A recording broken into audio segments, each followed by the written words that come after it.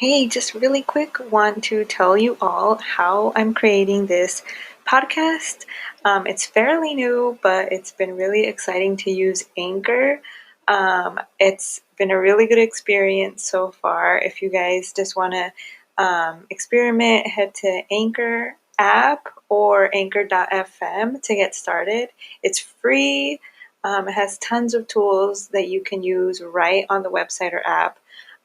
It'll distribute your podcast for you, and you can make monetize your podcast, and everything you need to know about podcasting is in one spot.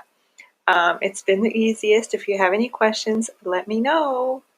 Never too early and it's never too late to start elimination communication. Okay, so I've done it with all three of my kids now. And as soon as I feel comfortable holding them up over, whether it be the sink or if they're sitting on there's also something called a top hat potty that literally looks like a top hat, and you sit them on it, kind of put the potty between your legs, and then you can sit them on it while holding and supporting their little wobbly head. And so that's basically you can start anytime with just that, just a little potty. I remember being in parks with a little tiny baby Macaulay, and I would just get this instinct that he had to pee. You don't want to be obsessively ripping off his clothes every second, but there's some ways that you can actually practically start right now. Welcome to the Salt Podcast, where we talk about all things simple. Yep, simple anointed living tips. I'm your host, Jenny Peña. Okay. Hello to all our listeners. Thank you and welcome back to the Salt Podcast. This is so crazy. Jocelyn and I are on other side of the whole world, basically. I'm in Albania right now and she's in Costa Rica. Thank you so much for taking time to record with me today, girl. Yay, thanks for having me. It's awesome. I know. Isn't it crazy? You're all the way over there and we're communicating and it's daytime for you and nighttime and I'm freezing. Totally. The magic of technology. I love it.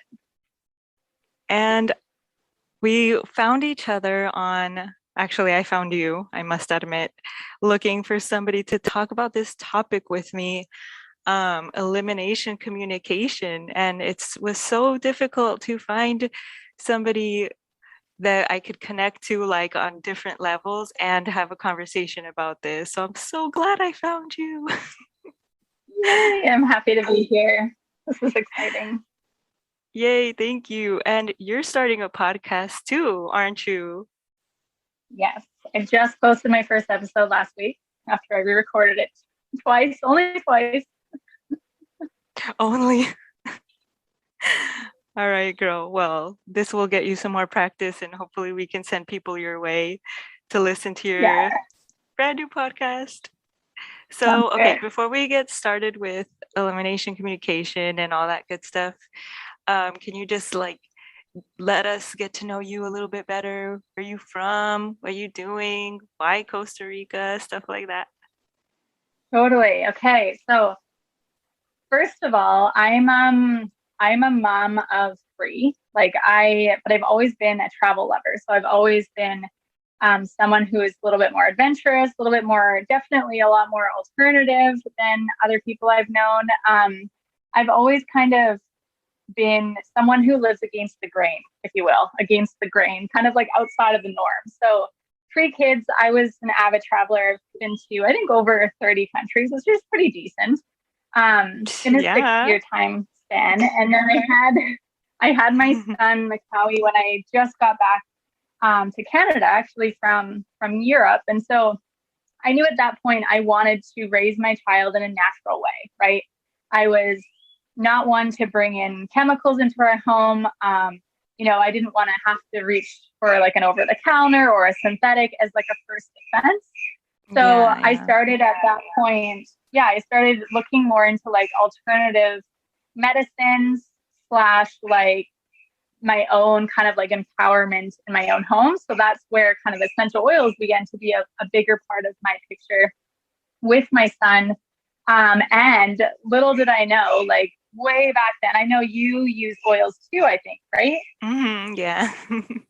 Yeah, totally. And so they just kind of fit into our lifestyle, right? They just they checked all the boxes for like holistic healthcare, first defense healthcare, and really allowed us to take our power back in our own home. And so I guess like, it just happened at the perfect time that I was also a single mom looking for a way to travel with my babies and to really make a decent income. And at the time, I was a yoga instructor, like self-employed house painter. Those sorts of things are not going to allow me the like time and financial freedom I wanted with my child, right? And the ability to travel the world.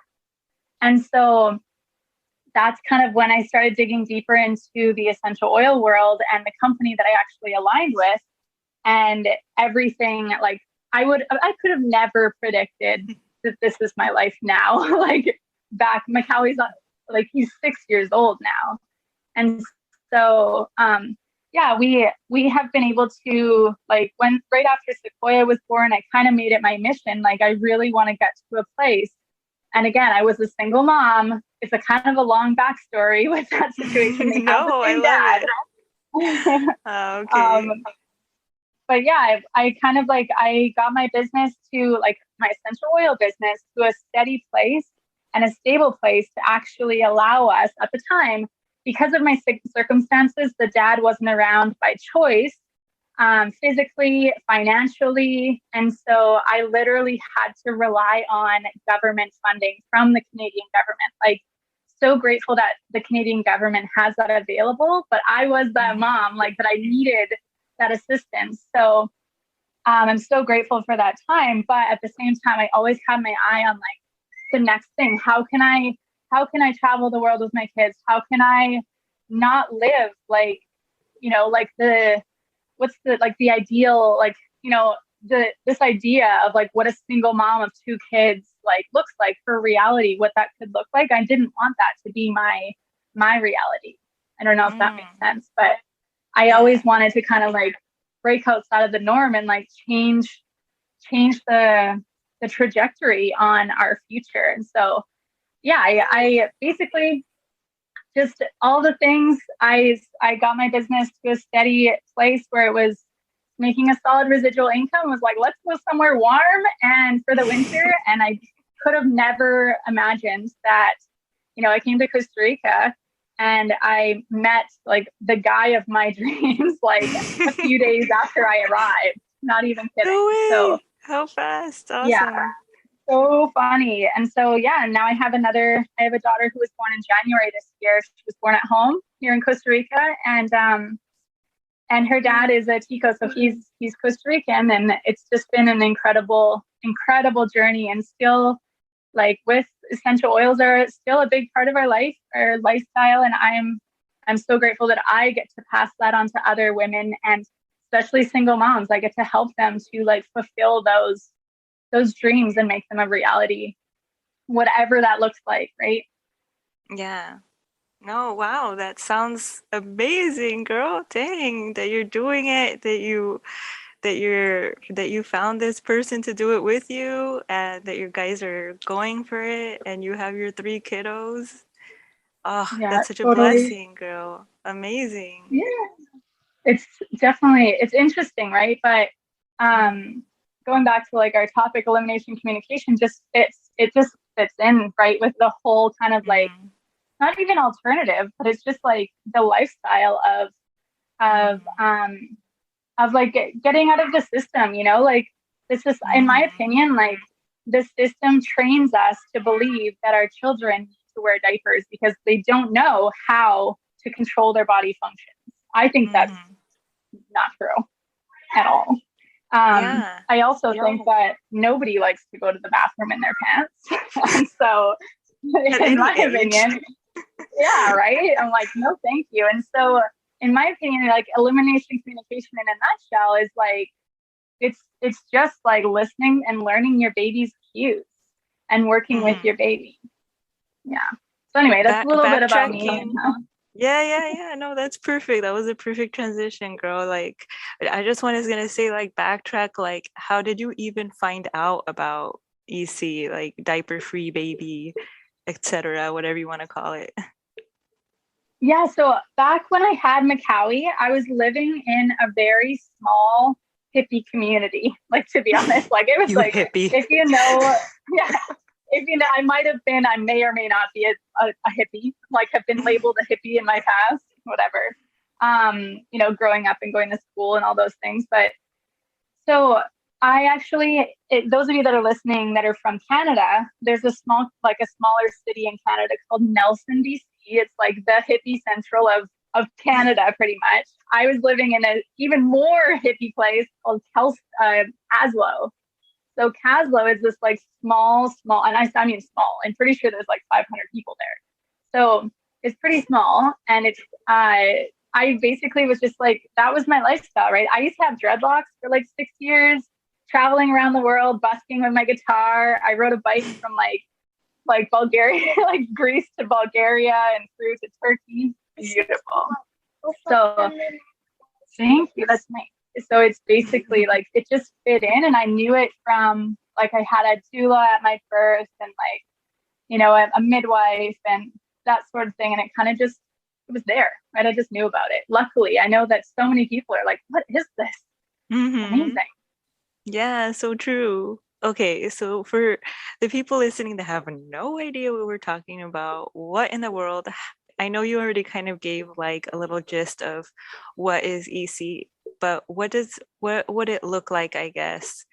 Um, how do people even do it? Like, I know there's different cultures that we know about now, that it's just natural part of how they raise their children. So what would you say like the easiest way to look at it as, and how people can include it in their in how they raise their children, I guess, in this modern world? Totally. So I think that it actually comes more natural than people think. And it does take a little bit of like, I want to say like time, because you do need to give your child that little bit of connection. But if you're somebody who already is kind of bridging on that attachment parenting style where maybe you co-sleep, maybe you cloth diaper, or maybe you make your own baby food or something like that, like elimination communication kind of just bridges in with that and is part of kind of like that kind of attachment parenting, I guess, like realm and my perspectives. I read in this book, I think it's called Diaper Free Baby by Ingrid Bauer, I think it's called. And she kind of gave like a little background of how it's already been done in different cultures and how we kind of stepped away from it because of, you know, modern living and diapers and conventional diapers and things like that, you know? Yes, it's so true, right? But that's the same with like, I even think of essential oils when you think of that. Like, we are the witches that, Mm-hmm. that whole thing. Like, it's coming out full circle. But yeah, it's totally true. But I think it's a lot to do with marketing, to be honest. Like, look at these new diapers. Like, the Mm-hmm. Industrial Revolution came in, and all of a sudden, it's just kind of like that sort of thing where it's just kind of like most people like, well, you have a baby, your baby wears like diapers, yes or yes, that's the thing. But yeah, I completely agree. Like when we lived in China, um, you see a lot in this baby stores, these little diaper-free pants, like the I've seen whole those. There's like a booty slit down the part back. is like cut out, and you see the kids, like the grandmas taking the kids to like the grassy area to do their business, you know, no matter what it is, that's what they're gonna go do it. Um, That's so it's awesome. like, yeah, it's like at any age, let's free the baby bums. So Yeah. how did you get started? Like, how did you prepare to begin your diaper-free baby life? So I basically like I got a little potty.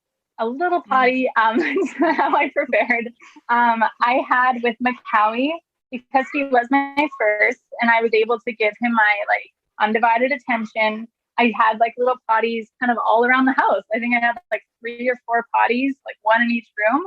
And as he, from the very beginning, here's maybe like rewind just a little bit here, is that in my opinion, it's never too early and it's never too late to start elimination communication. Okay, so I've done it with all 3 of my kids now.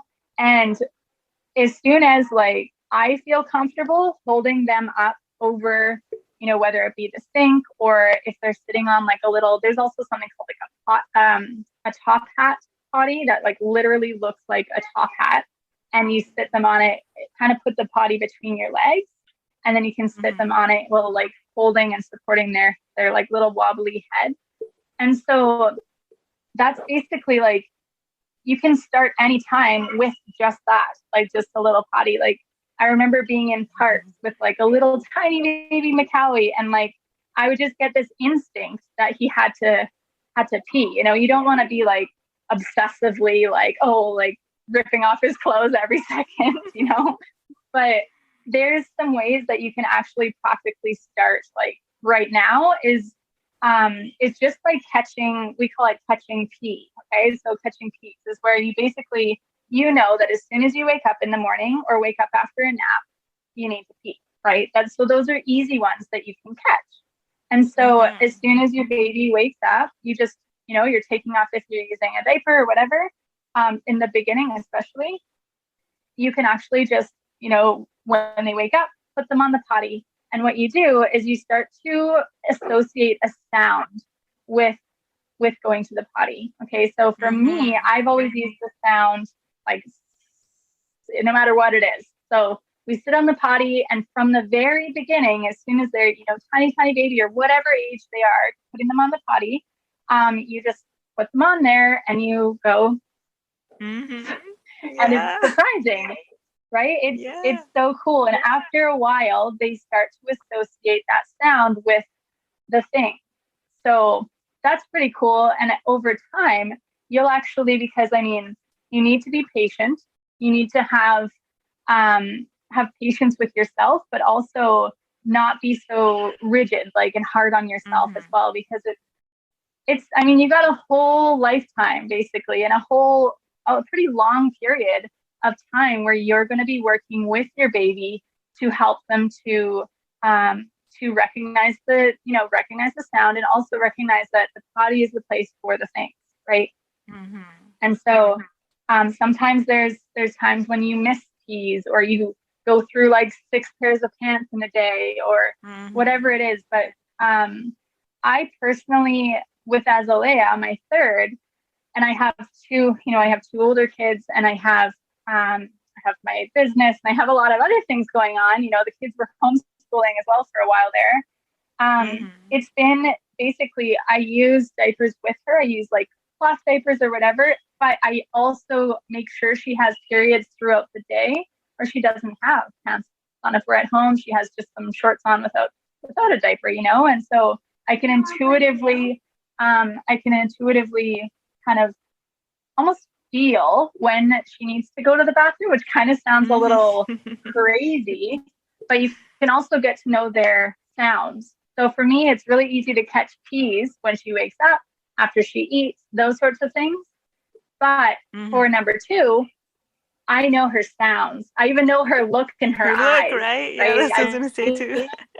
Right? It's the look. So, yes, I look at her and I'm like, oh, potty time. And I just grab her, and she's almost 9 months now. So she's almost walking. So we'll walk to the potty and then go on the potty, and make a big deal when it happens, because it is a big deal.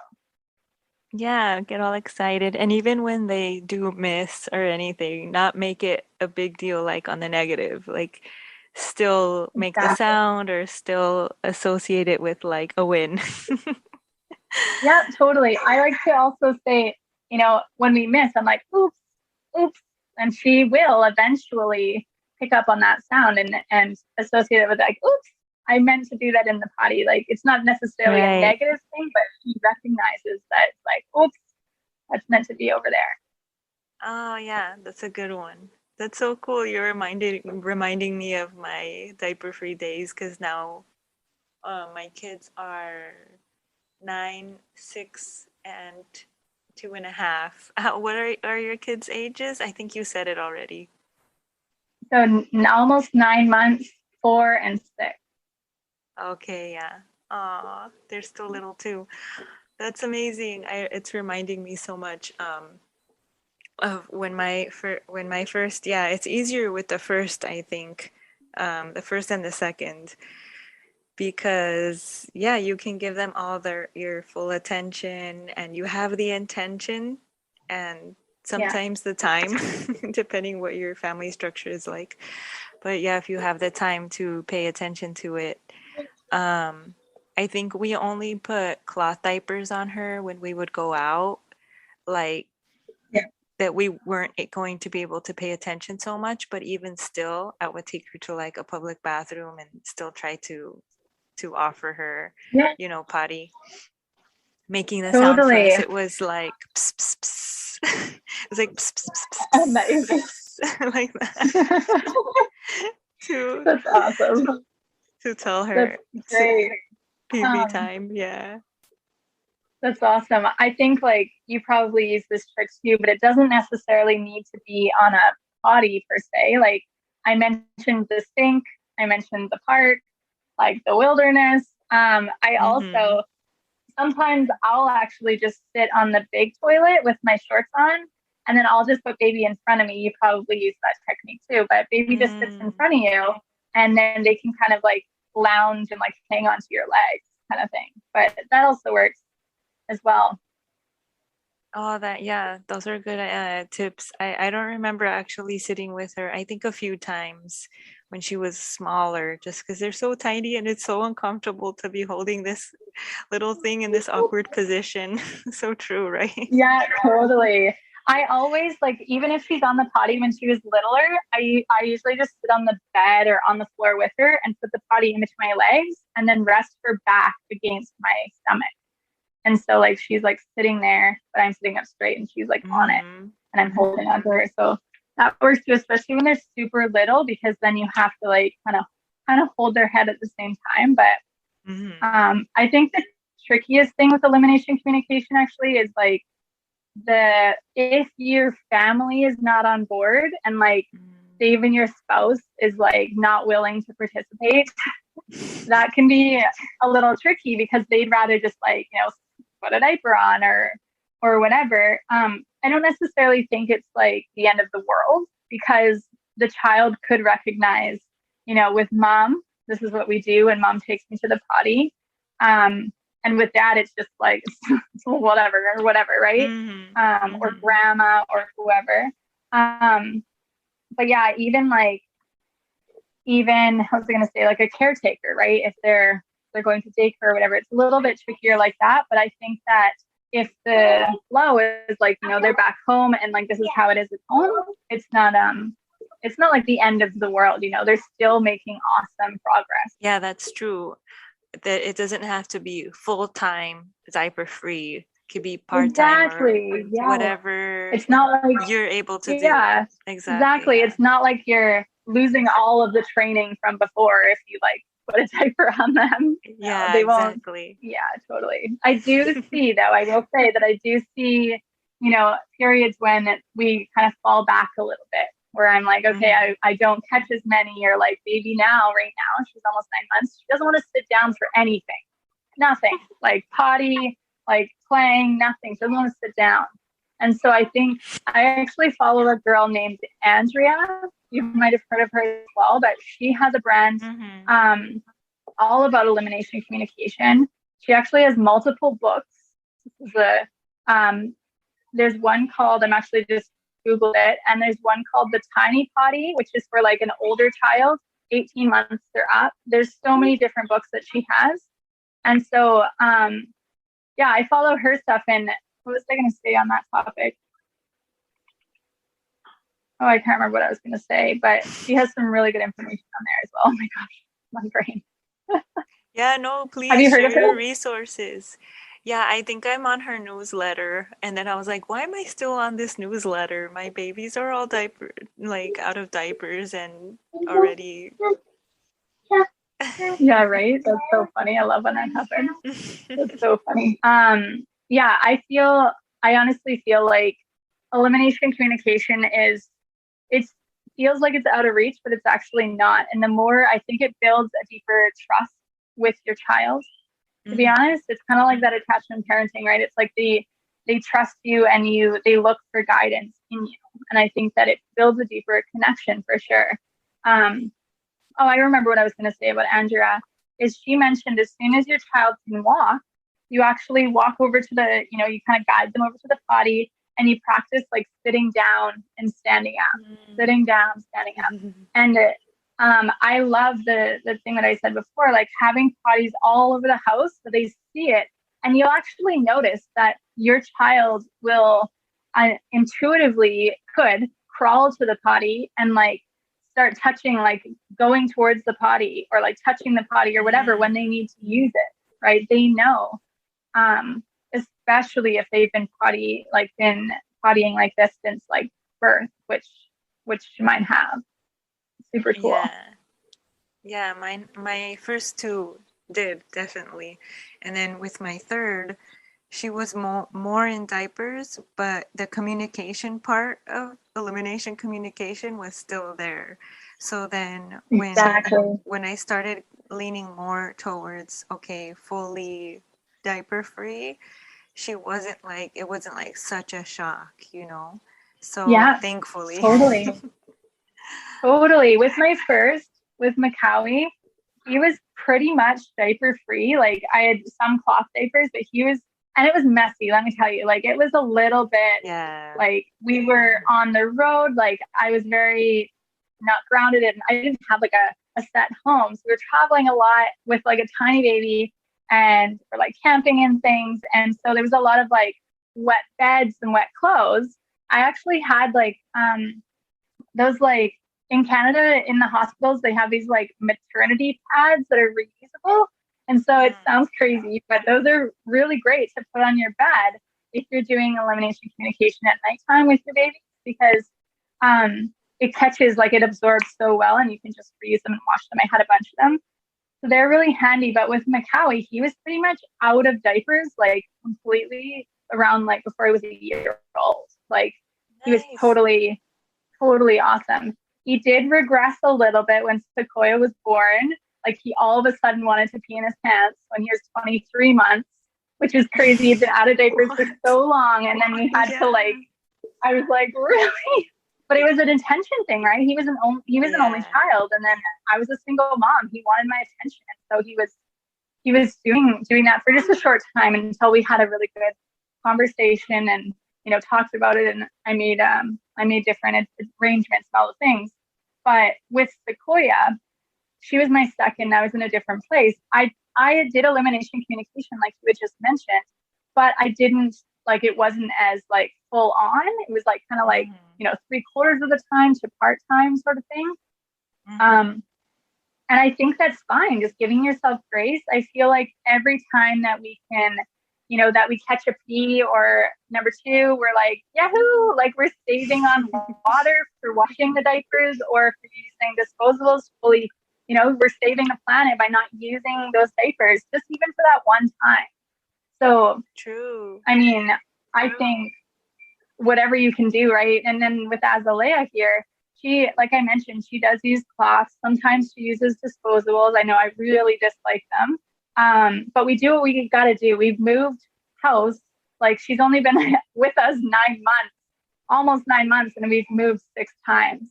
So Oh, it's been a wow. lot. And so, but Mhm. when we're at the beach or we're at the river, she's got no pants on. She's got her little swimsuit on. Um, So cute. so cute, right? And it's just I don't know. It's just really nice to have that connection, in my opinion. Yeah, no, I love it. A few thoughts I remember too. Hey, it's me. Just taking a quick sec to let you know about the Pink Premium Access. Get the link for access in the show notes or heavenlytreasure.net, where you can choose monthly or yearly access options. You will get all the uncut gems hidden from the Salt podcast, plus exclusive episodes, promos from guests, Ask Me Anything episodes, and private group Zoom calls for Access members only. Sorry to hide these next gems from you. See you in the pink premium, and thanks for helping me keep the show alive and running. Like to make your life easier. It wasn't as easy anymore.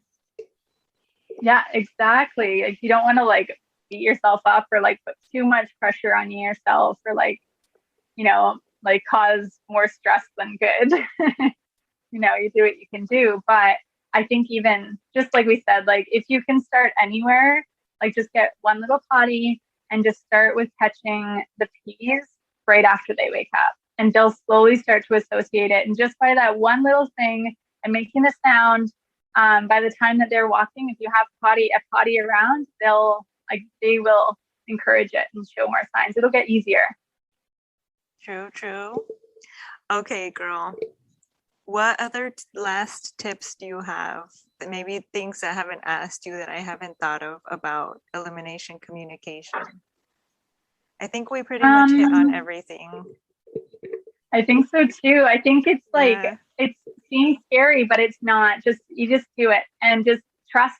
Like, I think even with potty, like quote unquote potty training, like you need to trust and like be the leader, right? Take the lead, and your child will feel safe in that when you do decide, right? So it's up to you as a parent to decide that this is what you're going to do.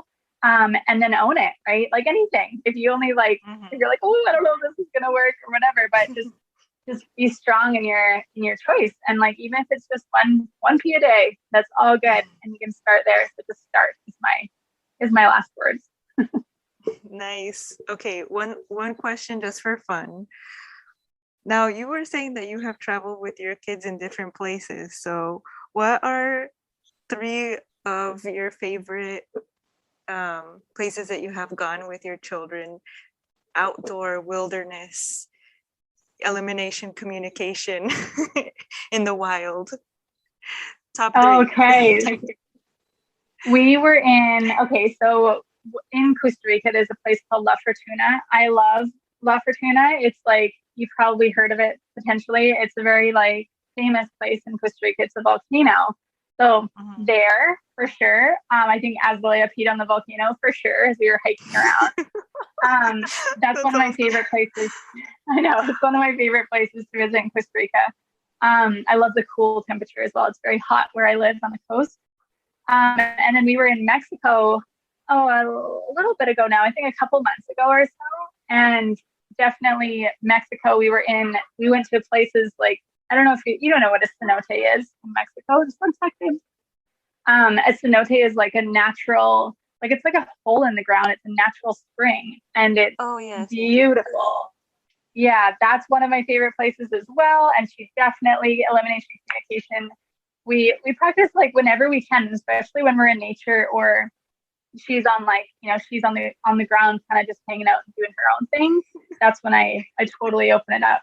And where else? We go to the beach here every single day. We just live down the street from the beach. And like I said, we just let her roam free. She gets all standy and all the places. And I honestly, I think you can feel this, but like you can relate to this, is that you intuitively know after a while, you intuitively have this like intuitive feeling. You're like, oh, she needs to go for a pee. And then I crouch down and I literally just like put her back against my chest and hold underneath her legs in like a little squatting position, and she makes a sound and she does the thing, and it's awesome.